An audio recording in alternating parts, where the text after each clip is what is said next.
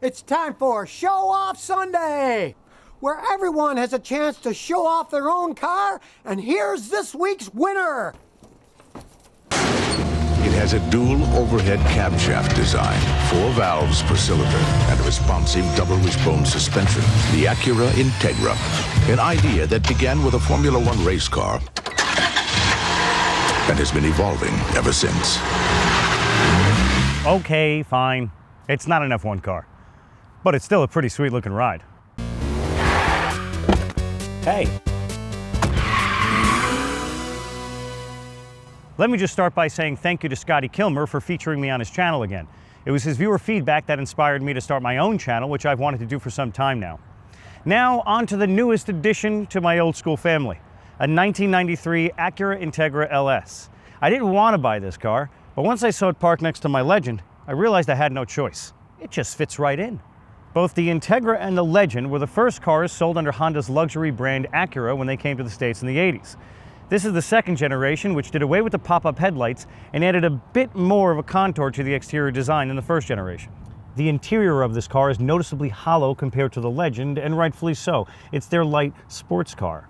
It also brings along some interesting design choices. The most notable and most annoying are the window switches here. They're not exactly accessible from any angle when you're driving, making it a little bit difficult to reach. Also, I've never really seen a car that features electric windows but manual locks.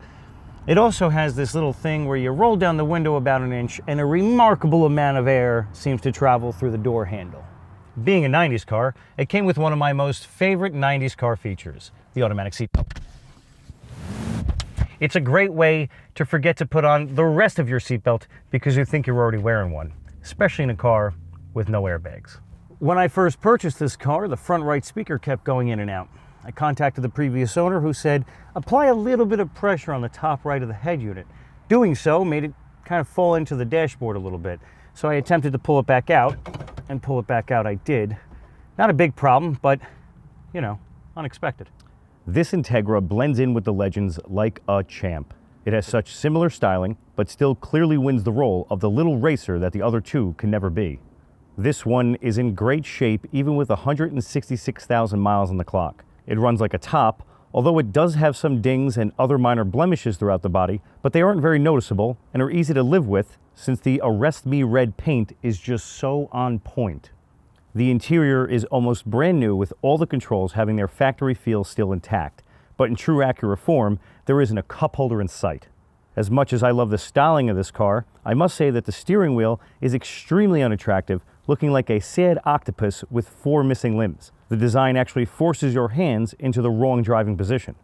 When I purchased this car, my main goal was to save it from its inevitable demise of being extensively modified and to revert it back to stock the best I could. Within a week, I swapped out the shift knob that consistently made me miss 5th gear. Although it did look pretty nice, its function did not match its form. I removed the embarrassing Yonaka exhaust that was drawing more attention than a bright red 90s Integra needed, and reverted that back to stock. This absolutely gigantic rearview mirror that only helped me get blinded by every car behind me was removed promptly, which wasn't difficult. The one thing I didn't change but did adjust were the Tane Flex Z coilovers, raising the front 2 inches and the rear 1.5 inches. It makes the ride quality suffer, so in due time, the stock suspension will be put back on. I was still on the fence about the HID headlights since they look so good, but it seems the power draw is a bit much since the car idles rough when I turn them on, so they gotta go too. Now let's use the next few seconds to take in how great this car's silhouette looks against some fall foliage during a sunset. Now, despite how prepared I am for this seatbelt, every time I turn this key, it's always a little bit alarming. Oh man. I was ready for it now, so it wasn't that alarming. Is that what that is? Now this car only has 140 horsepower and 127 pound-feet of torque. It's not fast. It's not fast at all. But it is only 2,600 pounds, so the limited amount of horsepower it has, it's used efficiently throughout the entire rev band, which is pretty nice. It doesn't climb quickly, but it does climb consistently. Since I'm so low to the ground due to the suspension, it feels like I'm flying all the time. The transmission is not as smooth at all as the Legend. Now the only thing about it is the gearing. This thing is begging for a 6th gear. Because when you're at highway speeds, you're pretty much consistently at around 3,500, 4,000 RPMs. But I mean, what Honda 4-cylinder engine doesn't like to scream at the top end of the revs? You can pretty much put this car in 5th gear going about 30 miles an hour. That's how close the gearing is. It feels like it has a lot of first gears. It's roads like this that make the car worth it. The second you see a couple of bends, because a straight line ride on the highway is not exactly exciting, but the second you see some bends like this, the car just takes it. I mean, you can't speed because it's so slow, but you don't have to speed to make it enjoyable. There's really no screwing up unless you're a horrible driver. A front-wheel drive car like this with minimal horsepower, it's very easy to keep in line. Just comes around the corners with ease. The ride is pretty predictable, which is nice. Last thing you want is an unpredictable ride. But then that happens. The interior sounds are a bit loud. Compared to the Legend, when I get out of this, the Legend makes me feel like I bought a Rolls Royce. It is such a comfortable and poised ride, where this is kind of brutal, loud, it's not comfortable over long periods of time. The two-way adjustable seat makes you wish you had 4 additional ways to adjust your seat. After about an hour of driving, my lower back is on fire.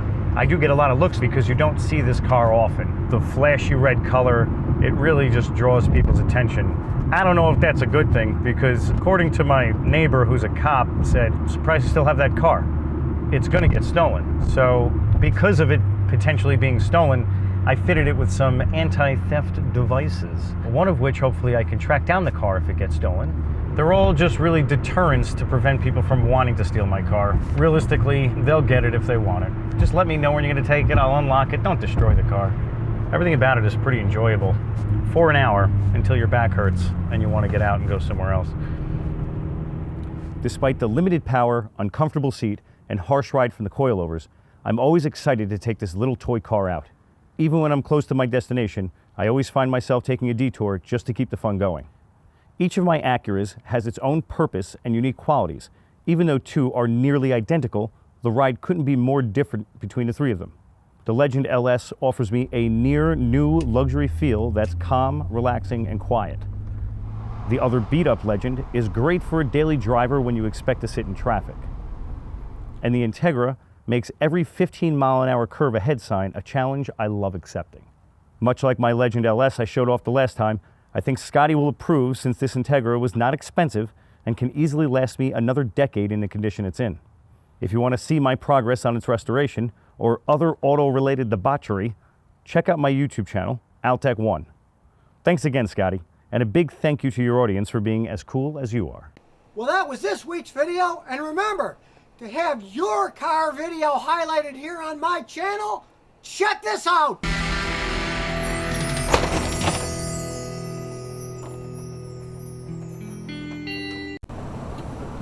So if you never want to miss another one of my new car repair videos, remember to ring that bell.